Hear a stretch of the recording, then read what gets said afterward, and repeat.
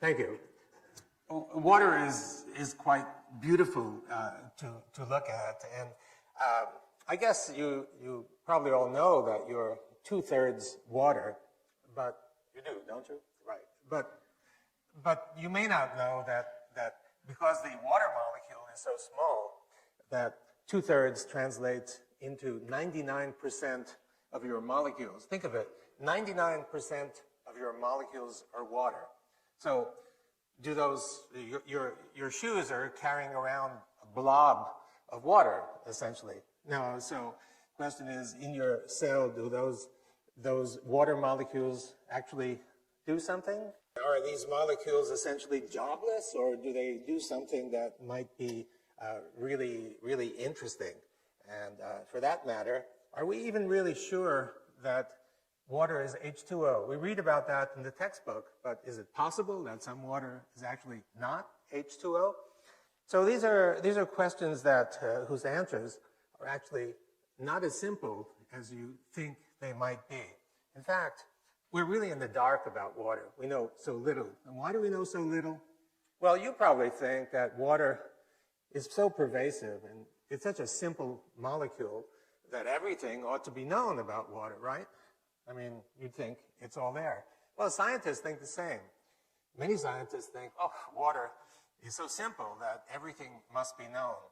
And in fact, that's not at all the case. So let me show you, to start with, a few examples of things about water that we ought to know, but we really haven't a clue. So here's something that you see every day. You see a cloud in the sky, and you haven't asked the question, how does the water get there? Why? I mean, there's only one cloud sitting there, and the water is evaporating everywhere. Why does it go to this cloud, forming what you see there? So another question, could you imagine droplets floating on water? We expect droplets to coalesce instantly with the water. The droplets persist for a long time. And then here's another example of walking on water. This is a lizard from the Central America, and because it walks on water, it's called the Jesus Christ lizard. And of course, you'll say, well, I know the answer to this. The surface tension is high on water, but the common idea of surface tension is that there's a single molecular layer of water at the top, and this single molecular layer is sufficient to create enough tension to hold whatever you put there. I think this is an example that doesn't fit that. And here's another example, 2 beakers of water. You put 2 electrodes in, and you put high voltage between them, and then what happens is a bridge forms, and this bridge is made of water, a bridge of water, and this bridge can be sustained as you move one beaker away from the other beaker as much as 4 centimeters, sustained essentially indefinitely. How come we don't understand this? So what I mean is that there are lots of things about water that we should understand, but we don't understand. And so we really don't know. So, okay, so what do we know about water? Well, you've learned that the water molecule contains an oxygen and 2 hydrogens. That you learn in the textbook. So we know that. And we also know there are many water molecules, and these water molecules are actually moving around microscopically. So we know that. What don't we know about water? Well, we don't know anything about the social behavior of water. What do I mean by social? Well, you know, sitting at the bar and chatting with your neighbor. We don't know how water molecules actually share information or interact. And also, we don't know about the actual movements of water molecules, how water molecules interact with one another, and also how water molecules interact with other molecules like that purple one sitting there. Unknown. Also, the phases of water. Now, we've all learned that there's a solid phase, a liquid phase, and a vapor phase. However, 100 years ago, there was some idea that there might be a 4th phase somewhere in between a solid and a liquid. Sir William Hardy, a famous physical chemist, 100 years ago exactly, professed that there was actually a 4th phase of water, and this water was kind of more ordered than other kinds of water, and in fact had a gel-like consistency.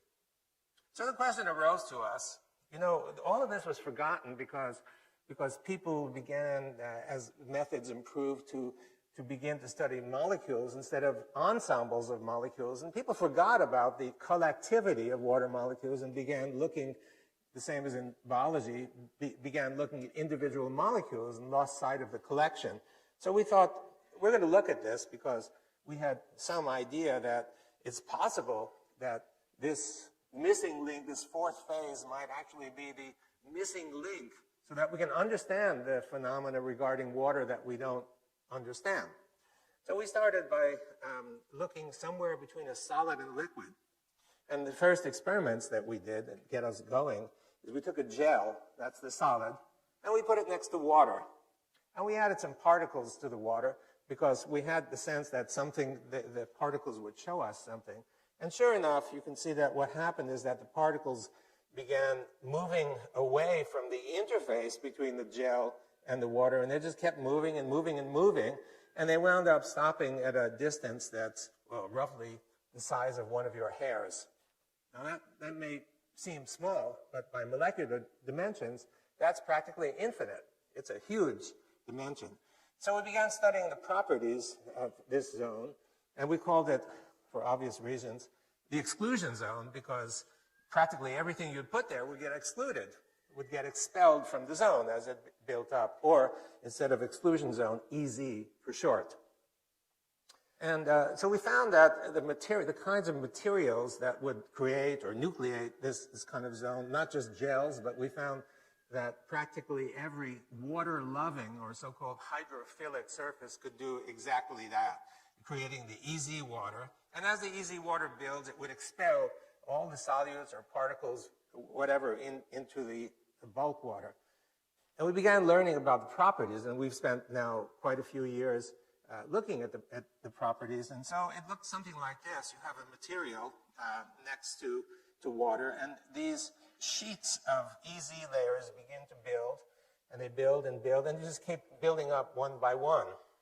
And so if you look at the structure of each one of these planes, you can see that it's a honeycomb, hexagonal kind of structure, a bit like ice, but not ice. And if you look at it carefully, you can see the molecular structure. So of course it consists of hydrogen and oxygen because it's built from water. But actually, they're not water molecules. If you start counting the number of hydrogens and the number of oxygens, it turns out that it's not H2O. It's actually H3O2. So it is possible that there's water that's not H2O, some phase of water. So we began looking, of course, more into these extremely interesting properties. And what we found is we stuck electrodes into the EZ water because we thought there might be some electrical potential. And it turned out that there's lots of negative charge in that zone. And we used some dyes to seek positive charge, and we found that in the bulk water zone, there was an equal amount of positivity. So what's going on, it looked like, is that next to these interfaces, the water molecule was somehow splitting up into a negative part and the positive part.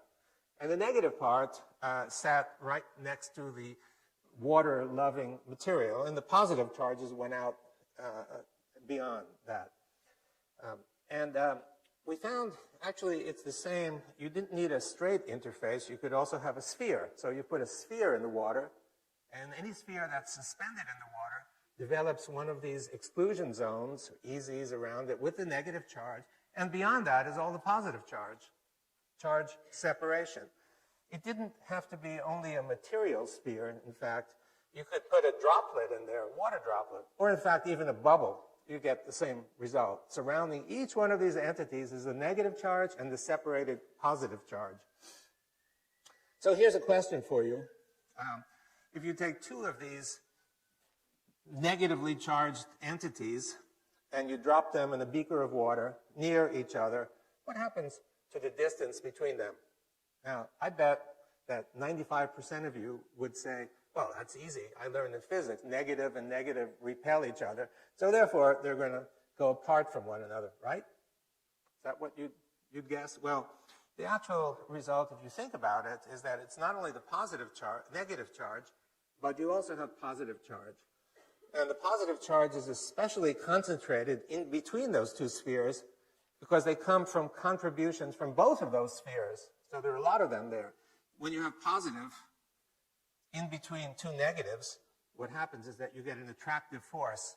And so you expect these two spheres to actually come together despite the fact that they have the same charge. And that's exactly what happens. It's been known for many years. They come together, and if you have many of them instead of just two of them, you'll get something that looks like this. They'll come together, and this is called a colloid crystal. It's a stable structure. In fact, the yogurt that you might have had this morning probably consists of what you see right here. So they come together because of the opposite charge. The same thing is true if you have droplets. They come together because of the opposing charges. So when you think of droplets and aerosol droplets in the air, and think about the cloud, it's actually the reason that these aerosol droplets come together is because of this opposite charge. So the droplets from the air, similarly charged, come together, coalesce, giving you that cloud in the sky. So the fourth phase, or easy phase, actually explains quite a lot. It explains, for example, the cloud. And the cloud, it's the positive charge that draws these negatively charged EZ shells together to give you a condensed cloud that you see up in the sky. In terms of the water droplets, the reason that these are sustained on the surface for actually sometimes as long as tens of seconds, and you can see it. If you're in a boat and it's raining, you can sometimes see this on the surface of the lake. These droplets are sustained for some time. The reason they're sustained is that each droplet contains this shell, this EZ shell. And the shell has to be breached in order for the water to coalesce with the water beneath.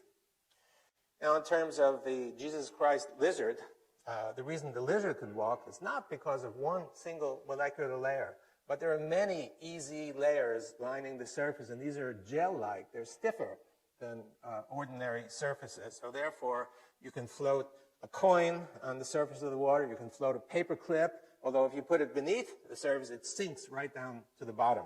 It's because of that. And in terms of the water bridge, if you think of it as plain old liquid bulk water, it's hard to understand. But if you think of it as EZ water and the gel-like character, then you can understand how it could be sustained with almost no droop. It's a very stiff structure. Okay, so all well and good, but why is this useful for us? What can we do with it? Well, we can get energy from water. In fact, the energy that we can get from water is free energy. It's literally free. We can take it from the environment. Let me explain. So you have a situation in the diagram with negative charge and positive charge.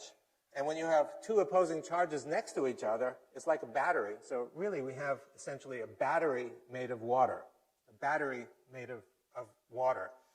And of course you can extract charge from it. And so that is the, now, batteries run down like your cell phone needs to be plugged in every day or two. And so the question is, well, what charges this water battery?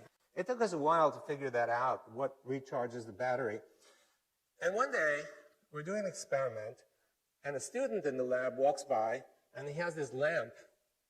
And he takes the lamp, and he shines it on the specimen. And where the light was shining, we found that the exclusion zone grew. It grew by leaps and bounds. So we thought, aha, it looks like light. And we did many experiments to show that the energy for building this comes from light.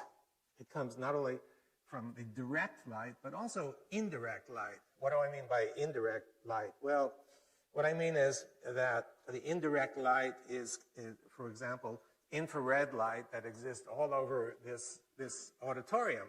If we were to turn out all the lights, including the floodlights, and I pulled out my infrared camera and looked at the audience, you'd see a very clear, bright image. And if I looked at the walls, you'd see a very clear image. And the reason for that is that everything is giving off infrared energy. You're giving off infrared energy. That's the energy that's most effective in building this charge separation in this fourth phase. So in other words, you have the material, you have the easy water, and you collect energy from outside. And as you collect the energy from outside, the exclusion zone builds. And if you take away that extra energy, it'll go back to its normal size.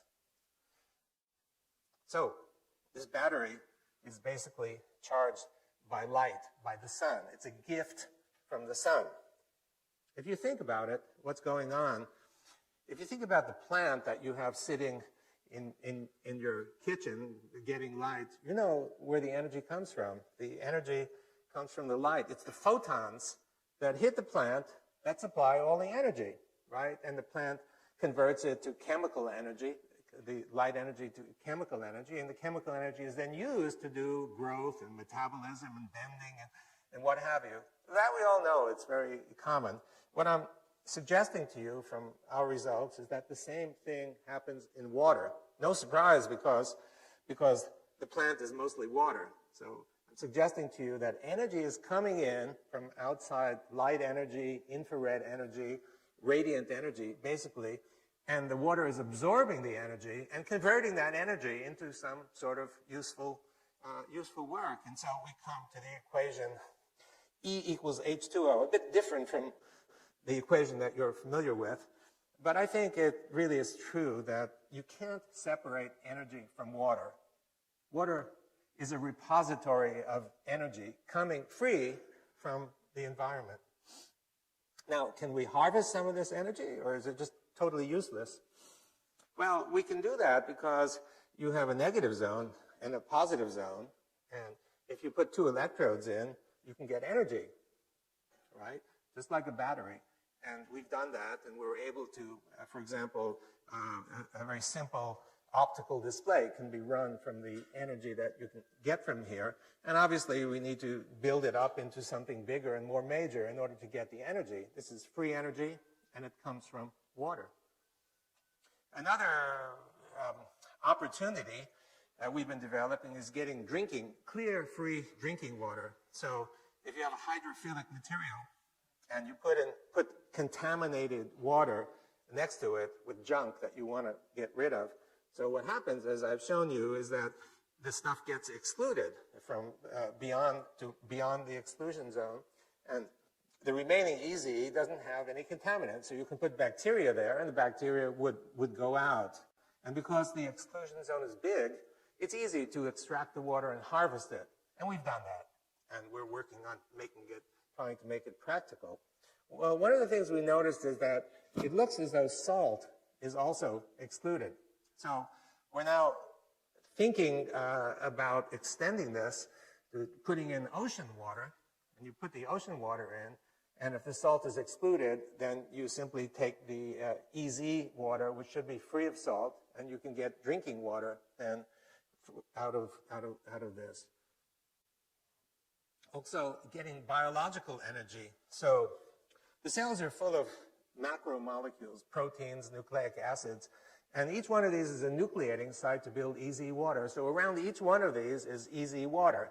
Now, the EZ water is negatively charged, and the region beyond is positively charged. So you have charge separation, and these separated charges are free, available to drive reactions inside your cells. So what it means really is it's a kind of photosynthesis that your cells are doing.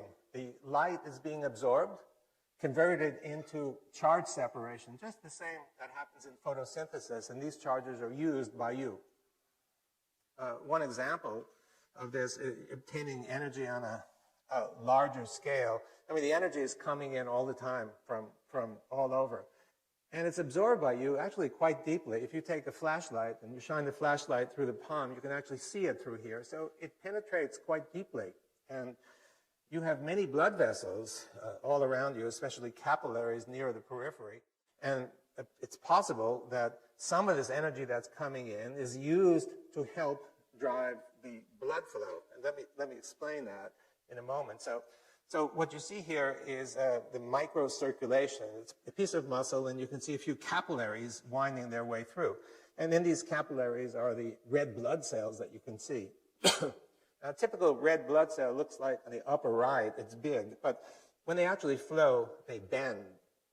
The reason they bend is that the vessel is too small. So the vessel is sometimes even half the size of the red blood cells. They've got to squinch and go through. Now, it requires quite a bit of energy to do that. And the question is, does your heart really supply all the energy that's necessary for driving this event? And what we found is a surprise. We found that if we take a hollow tube made of hydrophilic material, just like a straw, and we put the straw in the water, we found constant, unending flow that goes through. So here's the experiment. Here's the tube, and you can see that the tube is put in the water. We fill it the inside just to make sure it's completely filled inside and put it into the water. And the water contains some spheres, some particles, so we can detect any movements that occur. And you look in the microscope, and what you find looks like this: unending flow through the tube. It can go on for a full day, as long as we've looked at it. So it's free.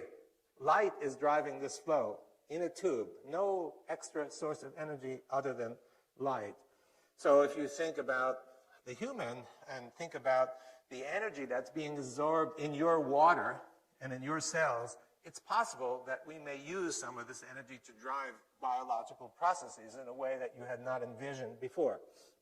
So what I presented to you has many implications for science and technology that we've just begun thinking about. And the most important is that the radiant energy is absorbed by the water and giving energy to the water in terms of chemical potential. And this may be used in biological contexts, for example, as in flow, but many other blood flow in many other contexts as well. And when you think of chemical reactions that involve water, you just think of a molecule sitting in the water.